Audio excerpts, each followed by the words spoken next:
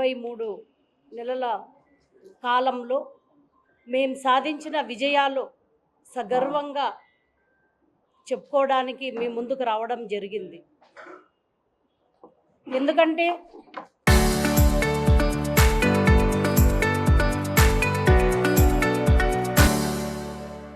ఏ ప్రభుత్వం కూడా ఇంత తక్కువ సమయంలో ఇన్ని విజయాలు సాధించడం అనేది అరుదు. ఇదొక రికార్డు. గౌరవనీయులు ముఖ్యమంత్రి వర్యులు చంద్రబాబు నాయుడు గారు కూటమి ప్రభుత్వం సారథ్య బాధ్యతలు చేపట్టిన తర్వాత రాష్ట్రాన్ని పరిపాలిస్తున్న అప్పటి ముఖ్యమంత్రి జగన్మోహన్ రెడ్డి గారి పరిపాలనలోన రాష్ట్రం దాదాపుగా ఒక 30-50 సంవత్సరాల వెనక్కి వెళ్ళిపోయిన సందర్భంలో రాష్ట్రాన్ని గాడిన పెట్టాలి అంటే, రాష్ట్రం అభివృద్ధి చెందాలంటే విజనున్న నాయకులు గౌరవనీయులు ముఖ్యమంత్రి వర్యులు చంద్రబాబు నాయుడు గారు అయితేనే ఈ ఆంధ్రప్రదేశ్ బాగుపడుతుందని చెప్పి ప్రజలందరూ కూడా అత్యధిక మెజారిటీతోన మాకు 164 సీట్లు ఇవ్వడంతో అధికారంలోకి వచ్చిన ఈ 23 నెలల కాలంలో బాధ్యతాయుతంగా ఒక క్రమశిక్షణగా ప్రజలకు మాపై పెట్టుకున్న నమ్మకాన్ని వమ్ము చేయకుండా ఖచ్చితంగా ప్రజల మనసులను దోచుకోవాలని ఆకాంక్షిస్తూ మా విజనరీ ముఖ్యమంత్రి వర్యులు చంద్రబాబు నాయుడు గారు, అదేవిధంగా డిప్యూటీ సీఎం పవన్ అన్న, నారా లోకేష్ అన్న, మిగతా సహచార మంత్రివర్గులు, అదేవిధంగా ఎమ్మెల్యేలు, 3 పార్టీల నాయకులు, కార్యకర్తలు అందరూ కూడా ఈ విజయంలో భాగస్వామ్యం అవ్వడం వల్ల అందరికీ కూడా చాలా సంతోషంగా ఉంది. అనుకోవచ్చు వీళ్ళు ఇంత గొప్పగా చెప్తున్నారే 100 విజయాలని, దానికి సాక్ష్యాలు ఏమని. సాక్ష్యాలు ఇవి మేము అందరికీ ప్రతి ఒక్కరికి పంపిస్తాం, నెట్లో పెడతాం మేము సాధించిన విజయాలు. ఈరోజు సూపర్ 6 ఖచ్చితంగా అమలు చేసిన ఘనత, కీర్తి మా కూటమి ప్రభుత్వానికే దక్కుతుంది. ఏదైతే హామీలు ఇచ్చామో అది తూచా తప్పకుండా, హామీలు ఇవ్వనివి కూడా అప్పటికప్పుడు కొన్ని ప్రజలకు నెరవేరుస్తూ, వీటన్నిటికీ కూడా డబ్బులు లేక ఇబ్బందులు ఉన్నా కూడా ప్రజలకు మనం హామీలు ఇచ్చాం, వాటిని ఖచ్చితంగా నెరవేరాలన్న లక్ష్యంతోన బాధ్యతాయుతమైన పదవిలో ఉండి అందరూ కూడా మోడీ గారి సహకారంతో డబుల్ ఇంజన్ సర్కారు చాలా చక్కగా మన రాష్ట్రంలో పనిచేస్తుందని చెప్పి ఈ సందర్భంగా చాలా గర్వంగా మేము తెలియజేసుకుంటున్నాం. ఇదే జగన్మోహన్ రెడ్డి గారు తను సీఎంగా ఉన్నప్పుడు, మేము ప్రతిపక్షంలో ఉన్నప్పుడు మేము ఈ హామీలన్నీ ఇస్తే, ఆ హామీలన్నీ మేము ప్రజలకు చెప్తుంటే వాళ్ళు ఒకటే అన్నారు, మీరు హామీలు నెరవేరుస్తారా అని. అయ్యా మీలాగా కాదు, మేము మాట ఇచ్చి మడమ తప్పే రకం కాదు, అది మీకు చెల్లుతుంది. మాట ఇచ్చి మడమ తప్పిన జగన్మోహన్ రెడ్డి గారు అంతకుముందు ప్రతిపక్షంలో ఉన్నప్పుడు ఎన్నో హామీలు ఇచ్చారు, కానీ చాలా హామీలు అమలు చేయకుండా గాడిలో పడేశారు. కానీ మేము ఏదైతే హామీలు ఇచ్చామో అవన్నీ కూడా పక్కా ప్రణాళికతోన పూర్తి చేశాం, ఇవ్వని హామీలు కూడా నెరవేర్చాం. ఈరోజు ఇందాకే మా నాయకులు చాలా విషయాలు చెప్పారు. ఈ 100 విజయాలు మేము ఏ విధంగా నెరవేర్చాము అనేది, సూపర్ 6 పథకాలు సూపర్ హిట్ ఎలా అయినాయి అని చాలా చక్కగా చెప్పారు.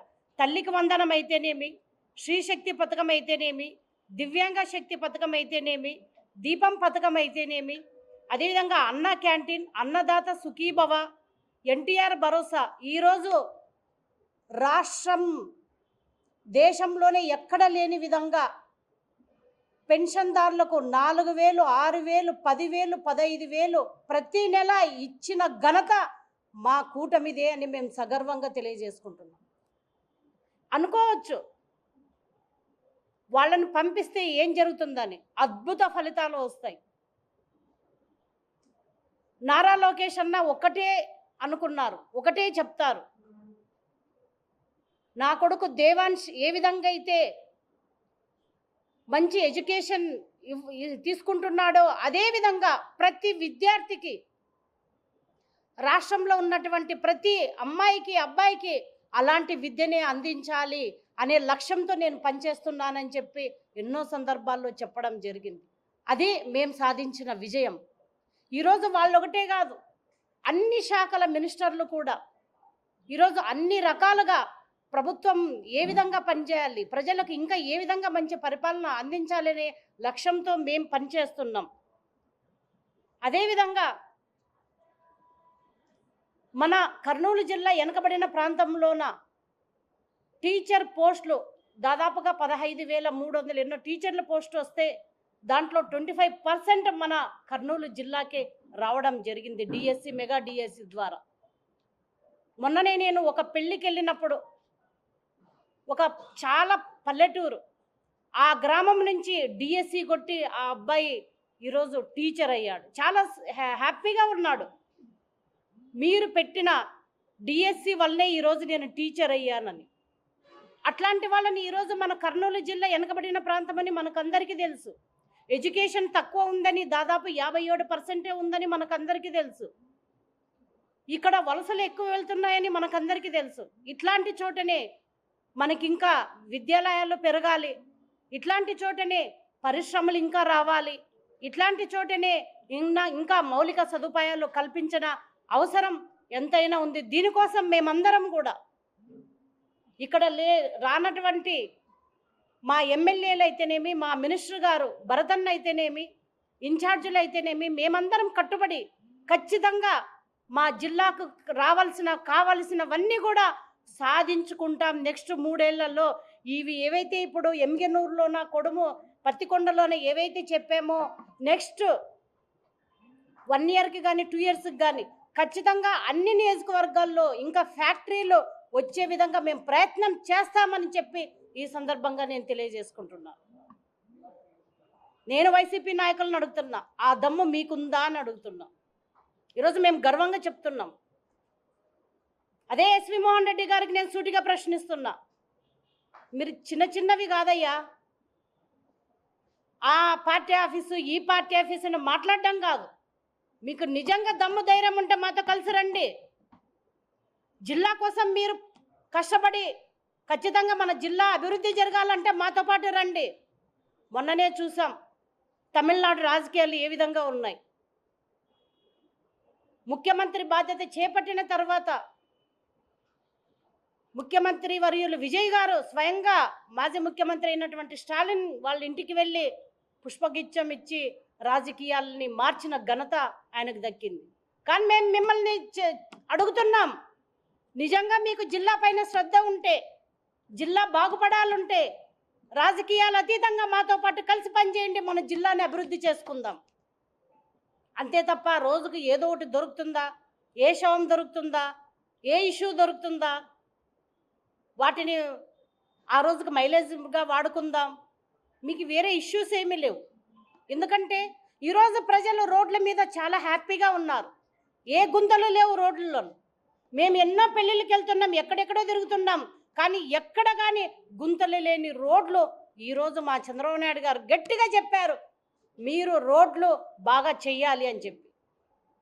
ఎక్కడైనా ఒక గుంత కనిపిస్తే చెప్పండి, అది మా ప్రభుత్వ విజయం. కాబట్టి వైసీపీ నాయకులు, రాష్ట్రంలో ఉన్నటువంటి వైసీపీ నాయకులు అయితేనేమి, జిల్లాలో ఉన్నటువంటి వైసీపీ నాయకులు అయితేనేమి, మీరు ఏం చెప్పాలో ప్రజలకి, ఏం మాట్లాడాలో, మీ పార్టీని ఎందుకు ఏ విధంగా ఎన్నికేసుకురావాలో తెలియదు. ఎందుకంటే మీ నాయకుడు ఆ విధంగా తయారయ్యారు కాబట్టి. ఈరోజు మీ నాయకుడు ఎక్కడ దాక్కున్నారు? ప్రతిపక్ష హోదా కూడా మీ ప్రజలు మీకు ఇవ్వలేదు. అయినా కూడా ప్రజల గురించి మీకు ఎటువంటి చింత లేదు.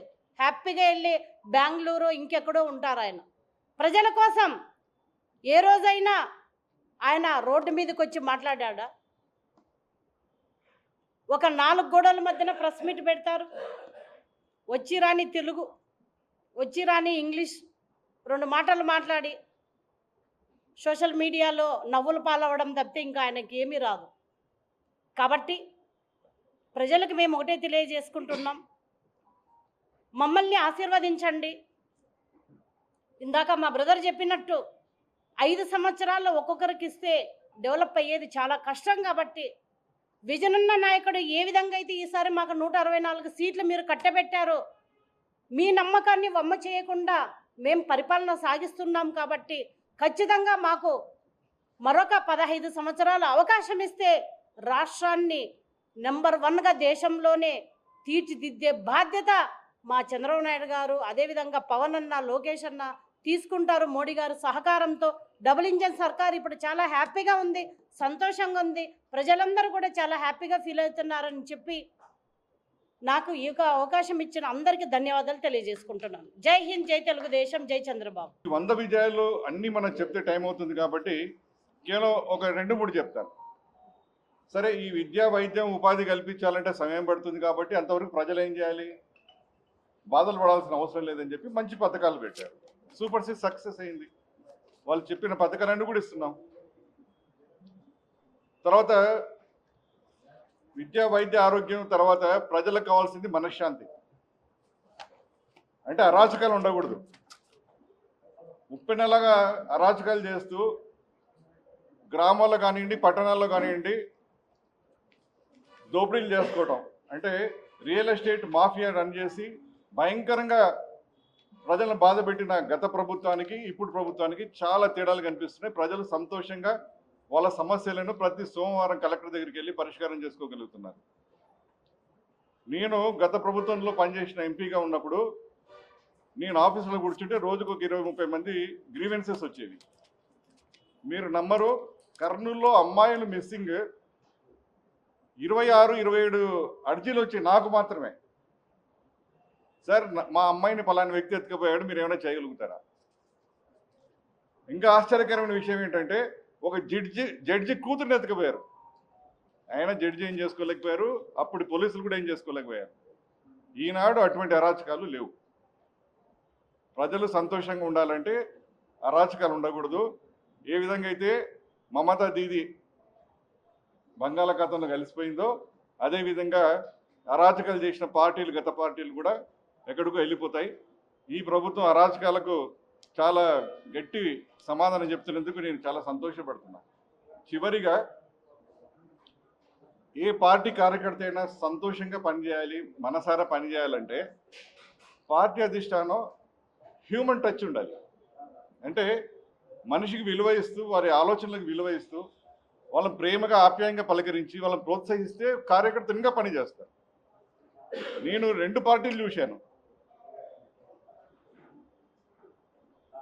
రీసెంట్గా నేను పార్టీ పెద్దలను కలిసినప్పుడు వారి ప్రవర్తన కానివ్వండి, వారి హ్యూమన్ టచ్ అంటే మానవత్వం చూపిస్తుంటే ఆశ్చర్యమైంది. ఇంత క్లోజ్గా, ఇంత ఫ్రెండ్లీగా మూవ్ అవుతున్నారు. మనం చెప్పిన సమస్యలు చాలా బాగా వింటున్నారు. వాటి పరిష్కారం కొరకు ఆగమేఘాల మీద ఫాలోఅప్ చేస్తున్నారు. నేను 4 సమస్యలు ఇస్తే 4 సమస్యలు 1 నెలలో పరిష్కారం చేయగలిగిన అధిష్టానం. అంటే ఈ హ్యూమన్ టచ్ ఇచ్చింది ఈ ప్రభుత్వం. అందుకే కార్యకర్తలు తెలుగుదేశం అంటే ప్రాణం ఇస్తారు. నేను తెలుగుదేశంలో ఒక వైస్ ప్రెసిడెంట్గా నాకు బాధ్యతలు ఇచ్చినందుకు నారా లోకేష్ గారికి, గౌరవ ముఖ్యమంత్రి చంద్రబాబు నాయుడు గారికి నేను ధన్యవాదాలు తెలియజేసుకుంటున్నాను.